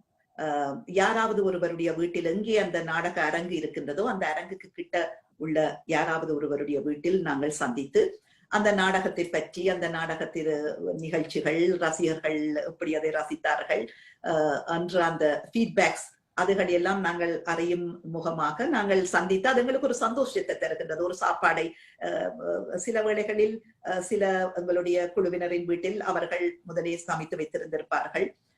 சில வேளைகளில் நாங்கள் டேக்அவே எடுத்துக்கொண்டு இருந்து ஒரு மணி 2 மணி வரையும் அதை பற்றி எல்லாம் கதைப்போம். சில வேளைகளிலே வந்து எல்லோருக்குமே ஒரு ஞாயிற்றுக்கிழமை நாங்கள் மேடியேற்றத்தை செய்திருந்தால் எல்லோருக்கும் சந்திப்பதற்கான வாய்ப்பு வராது. அவரவர்களுக்கு அடுத்த நாள் வேலை, பாடசாலைகள், பிள்ளைகளுக்கு என்று போய்விடுவார்கள். நாங்கள் வீட்டுக்கு வந்த பிறகு நானும் என்னுடைய கணவரும் மிக நீண்ட நேரம் இருந்து இந்த நாடக நிகழ்வுகளை பற்றி கதைப்போம். இதில் எது நன்றாக இருந்தது, என்ன தவறுகள் எங்களுக்கு மட்டும்தான் தெரியும். என்ன நாங்கள் அடுத்த முறை இது எப்படி நாங்கள் இன்னும் இம்ப்ரூவ் பண்ணி இருக்கலாம் என்று சொல்லி அது ஒரு நீண்ட நேரம் நாங்கள் அதுகளை பற்றி கதைப்போம். அது எப்பவுமே எங்களுக்கு ஒரு வளமையான விடயம். மிக்க அருமை அம்மா. இறுதியாக ஒரே ஒரு கேள்வி மட்டும் உங்களிடமிருந்து அறிய வேண்டும் என்று ஆவலாக இருக்கிறது. அதாவது எழுத்தாளராக உங்கள் பரிமாணம் நீங்கள் சொல்லி இருந்தீர்கள், குறிப்பிட்டிருந்தீர்கள் ஏற்கனவே. நீங்கள் உங்களது வாழ்க்கை பயணத்தில், கலை பயணத்தில் இருந்த அனுபவங்களை நீங்கள் எழுத்து மூலமாக கொண்டு வர வேண்டும் என்ற ஒரு பேரவா உங்களிடம் இருக்கிறது என்று நீங்கள் எழுத்து துறையிலும் இப்ப காலடி எடுத்து வைத்திருக்கிறீர்கள் என்று சொன்னீர்கள். இது பற்றி மட்டும் எங்களோட குறிப்பிட்டு விட்டு நாங்கள் நேர்காணல். ஆமாம், எனக்கு சிறுவயதில் இருந்து எழுத்து துறையில் ஆர்வம் இருந்தது. ஆனால் நான் அதை முன்னெடுக்கவில்லை என்றுதான் சொல்ல வேண்டும். அந்த வாசிப்பு பழக்கம் வந்து நான் நினைக்கின்றேன் அது வந்து எழுத்து துறைக்கு மிகவும், எழுதுறவர்கள் எந்த எழுத்தாளர்களுக்குமே கட்டாயம் இந்த வாசிப்பு பழக்கம் இருக்க வேண்டும். நிறைய வாசிக்க வேண்டும். வாசிக்க எங்களுடைய அறிவு வந்து வளர்ந்து கொண்டே போகும். பல விஷயங்களையும் நாங்கள் எல்லா விஷயங்களையும் வாசிக்கலாம். நான் இலங்கை வானொலியில் குறிப்பிட்டிருந்தேன், நான் நாடகங்கள் நடித்துக் கொண்டிருந்த பொழுது இசையும் கதையும் எழுதி இருக்கின்றேன். 2 இசையும் கதையும் எழுதி அங்கே இலங்கை வானொலியில் ஒலிபரப்பி இருந்தார்கள். அதுதான் எனக்கு இலங்கையிலே நான் அந்த எழுதினது என்று சொல்ல போனால். ஆனால் எனக்கு நேரமின்மை காரணமாக நான் இதுவரை இந்த எழுத்தை எழுத வேண்டும் என்று நான் நினைக்கவில்லை. இப்பொழுது வந்து எனக்கு நிறைய நேரம் கிடைத்திருக்கின்றது. என்னுடைய நாடக பயணத்தை நான் திரும்பி பார்க்கும் பொழுது நிறைய விடயங்கள் நடந்திருக்கின்றன. இந்த நிறைய விடயங்களை எல்லாம் நான் பதியாவிட்டால் எனக்கு சில வேளை அது பழசுகள் மறக்கிறதுக்கான ஒரு சாத்திய கூறுகள் இப்பொழுதே சில பெயர்கள் மறக்கின்ற தன்மை வந்து கொண்டிருக்கின்றது. எனவே இந்த அனுபவங்களை வந்து நான் மற்றவர்களுடன் பகிர வேண்டும் என்ற நோக்கோடுதான் இப்பொழுதுதான் முகநூலில் இணைந்திருக்கின்றேன். எனக்கு அதுக்கு கூட நேரம் இல்லாமல் இருந்தது. இப்பொழுது ஒரு 3 மாதத்துக்கு முதல் தான் முகநூல் கணக்கை ஆரம்பித்து எனது மனப்பதிவுகள் என்று என்னுடைய ஒவ்வொரு நாடகம், அந்த நாடகத்தினுடைய பின்னணி, அந்த காலத்தில் இருந்த சமூக சூழல் என்பவற்றை பற்றி நான் எழுதி கொண்டிருக்கின்றேன். அதை வாசிக்கின்றவர்கள் என்னுடைய எழுத்து சரளமாக இருக்கின்றது, வாசிப்பதற்கு இலகுவாக இருக்கின்றது, சுவாரஸ்யமாக இருக்கின்றதெல்லாம் கூறுகின்றார்கள். மற்றது என்னுடைய முக்கியமான நோக்கம் எனக்கு தெரியும், முகநூலில் முழுவதுமே எல்லோரும் வாசிப்பதில்லை, மேலோட்டமாக பார்த்துவிட்டு லைக் போடுவார்கள். ஆனால் எனக்கு அது ஒரு திருப்தியாக இருக்கின்றது. ஏனென்றால் இப்படியான பேட்டிகள், நிறைய பேட்டிகளை நான் கொடுத்திருக்கின்றேன். பேட்டிகளில் டைம் லிமிட் இருக்கிறது, நேர கட்டுப்பாடு இருக்கின்றது. 1.5 மணித்தியாலும் 1 மணித்தியாலும் என்றால் அதுக்குள்ளேதான் நான் சொல்ல வேண்டும். என்னுடைய பல விடயங்களை சொல்ல முடியாது. எனவே இந்த எழுத்து என்று வரும் பொழுது நான் அதிலும் குறிப்பாக ஒவ்வொரு நாடகத்தை பற்றியும் நான் எழுதும் பொழுது அங்க நிறைய விடயங்கள், கிட்டத்தட்ட சில பேர் சொன்னார்கள், உங்களுடைய நாடகம் பார்த்த மாதிரி இருக்கின்றது, அந்த நாடகத்து காலத்திலே எப்படி இருந்தது, அந்த பின்னணி எல்லாம் நன்றாக இருக்கின்றது என்று சொல்லி. அப்ப எனக்கு அது ஒரு கூடுதல் ஒரு வசதியாக இருக்கின்றது. நான் மனதில் நடந்த நிகழ்வுகளையும் என்னுடைய மனதில் தோன்றுகின்ற எண்ணங்களையும் நான் பதிவதற்கு ஒரு நேரத்திலே அதை நான் ஒரு புத்தகமாக ஒரு நூலாக்குகின்ற எண்ணமும் இருக்கின்றது. மற்றது முக்கியமாக ஆவணங்கள் தேவை. எங்களுக்கு ஆவணங்கள் பற்றாக்குறையாக இருக்கின்றது. அதாவது பதிய வேணும். அந்த பதிவுகள் இருந்தால்தான் இனி வருங்காலங்களிலே, இப்ப நான் இலங்கையில் ஆரம்பித்த நாடகம் ஆரம்பித்த காலத்திலே நடந்தவை இப்பொழுது இருக்கின்ற கலைஞர்களுக்கு பெரிதாக தெரியாது. அப்ப இப்படியானவற்றை ஆவணப்படுத்தும் பொழுது அவர்கள் அதை வாசித்து இப்படியெல்லாம் நடந்திருக்கின்றது என்று அவர்களுக்கு தெரியும். மற்றது இன்னொன்று, இப்பொழுது இலங்கையிலே அரங்கியல், நாடகமும் அரங்கியலும் ஒரு பாடமாக இருக்கின்றது. இலங்கை பல்கலைக்கழகங்களில், பாடசாலைகளில் எல்லாம் நிறைய தமிழ் மாணவர்கள் படிக்கின்றார்கள். இந்த நாடகம் அரங்கியலும் பாடத்திட்டத்திலே என்னுடைய கணவர் பாலேந்திராவை பற்றியும் தமிழ் அவை காட்டுக்கலை கழகத்தை பற்றியும் இருக்கின்றது. ஆனால் இந்த நாடகத்துறையில் பங்களிப்பு செய்த தமிழ் பெண்கள் பற்றி அங்கே பெரிதாக ஒருத்தருக்கும் தெரியாது. நான் ஒவ்வொரு வருடமும் நாங்கள் இப்பொழுது இலங்கைக்கு சென்று பல்கலைக்கழகங்கள், பாடசாலைகளில் நாங்கள் நாடக பயிற்சி பட்டறைகளை நடத்துகின்றோம். அது எங்களுக்கு மிகவும் ஒரு சந்தோஷமான விடயமாக இருக்கின்றது. எங்களுக்கு கிடைத்ததை, நாங்கள் பெற்ற அனுபவத்தை மற்ற மாணவர்களுடன் பகிர்ந்து கொள்வது எங்களுக்கு மிகவும் ஒரு சந்தோஷமான விஷயமாக இருக்கின்றது. அப்ப அதை இப்பொழுது எங்களுடைய கூடுதலான நேரம் நாங்கள் இலங்கைக்கு செல்லும் பொழுது அதைத்தான் முக்கியமான எங்களுடைய பிரதான பணியாக செய்து கொண்டிருக்கின்றோம். இவர்களுடன், இந்த மாணவர்கள் ஆசிரியர்களுடன் கதைக்கும் பொழுது அவர்களுக்கு பல விடயங்கள், அந்த காலத்திலே நடந்த விடயங்கள் தெரியாது. அப்போது அவர்கள் கேட்டார்கள், இதெல்லாம் எங்களுக்கு தெரியாது, நீங்கள் ஏன் இதெல்லாம் எழுதக்கூடாது என்று சொல்லி, இதையெல்லாம் நீங்கள் ஏன் பதியக்கூடாது என்று. அதுதான் எனக்கு கூடுதலாக ஒரு நினைவிலே வந்தது. சரி, இப்பொழுதுதான் ஆரம்பித்திருக்கின்றேன், இது தொடர்ந்து எழுதுவேன் என்று நான் நினைக்கின்றேன். நிச்சயமாக பொது முடக்கம் உங்களுக்கு முகநூலின் அறிமுகத்தை கொடுத்திருக்கிறது. அனுபவ பகிர்வு என்பது மிக மிக அவசியம். ஞானச்சிற்பியின் நோக்கமும் அதுதான். ஆவண பெட்டகமாக ஞானச்சிற்பியும் விளங்க வேண்டும். பல்துறை வித்தகர்களாக உங்களை போன்று இருந்தவர்கள் நாட்டியத்திற்காக எத்தனையோ தங்கள் வாழ்நாளையே நாட்டியத்துக்காக அர்ப்பணித்திருந்த பல ஆசிரியர்களின் சேவைகள் நமக்கு எப்பவுமே ஆவணப்படுத்தப்பட்டிருக்க வேண்டும். பல்லாண்டுகளுக்கு எங்களோடு இருக்க வேண்டும் என்பது ஞானச்சிற்பியின் ஒரு நோக்கமாகும். இத்தனை மணி நேரமாக உங்களுடன் உரையாடி கொண்டிருந்ததிலும் உங்கள் பல்துறை வித்தக தன்மையிலும் நாங்கள் காணக்கூடியதாக இருந்த ஒரு அடிநாதமாக, ஒரு ஆதாரமாக இருந்தது உங்களது தேடல். அந்த தேடல் வாசிப்பு தேடல். அனைத்து கலைஞர்களுக்கும் வாசிப்பு என்பது மிக்க அவசியம். அதனால் அவர்களது எண்ணங்கள் இன்னும் வலுப்படும், அவர்களது கற்பனா சக்தி மென்மேலும் வளரும். அந்த வகையில் உங்களது வாசிப்பு திறன் என்பது உங்களுக்கு ஒரு முழு ஆதாரமாக இருந்திருக்கிறது என்பதை நாங்கள் உணரக்கூடியதாக இருக்கிறது. இந்த ஒரு நல்ல ஒரு அரிய சந்தர்ப்பத்தை ஞானச்சிற்பிக்காக நீங்கள் வழங்கியிருக்கிறீர்கள் என்றுதான் கருத வேண்டும் நாங்கள். ஏனென்றால் ஒரு பெண் ஆளுமையாக நீங்கள் இருந்து ஒரு பெண்களுக்கு எவ்வாறான சவால்கள் வரும் பொழுது முகம் கொடுக்க வேண்டும் என்ற விடயங்களை எங்களுக்கு முன்வைத்திருக்கிறீர்கள். அது மட்டுமல்லாது உங்களோடு உரையாடி கொண்டிருக்கும் பொழுது ஒரு பெண்ணால் எத்தனை விடயங்களை சாதிக்க முடியும் என்பதனை நீங்கள் வலுவாக குறிப்பிட்டு வருகிறீர்கள். அது ஒரு நீரோட்டமாக உங்கள் நேர்காணலில் அமைந்து கொண்டே இருக்கிறது. அந்த பெண்மையின் சக்தியை நீங்கள் புலப்படுத்துகிறீர்கள். அத்தனைக்கும் உங்களை நேர்காண எங்களுக்கு ஒரு வாய்ப்பளித்த அந்த படைப்புக்குத்தான் நாங்கள் நன்றி கூறுகின்றோம். இத்தனை மணி நேரமாக நிரஞ்சனா சுரேஷ் அவர்கள் லண்டனில் இருந்து இதனை ஒருங்கமைத்து எங்களுக்காக வழங்கி கொண்டிருந்தார். உங்களோட கதைத்து உங்களோட நேரத்தை எப்பொழுதுமே அவர் நேர்காணலுக்கான நேரத்தினை ஒதுக்குவது என்பது பல விடயங்கள் தொடர்பான விடயங்களை அவர் எங்களுக்காக ஞான சக்திக்காக வழங்கி கொண்டிருக்கிறார். அவருக்கும் எனது பரிபூர்ணமான நன்றிகளை தெரிவித்துக் கொள்கிறேன் இந்த இடத்தில்.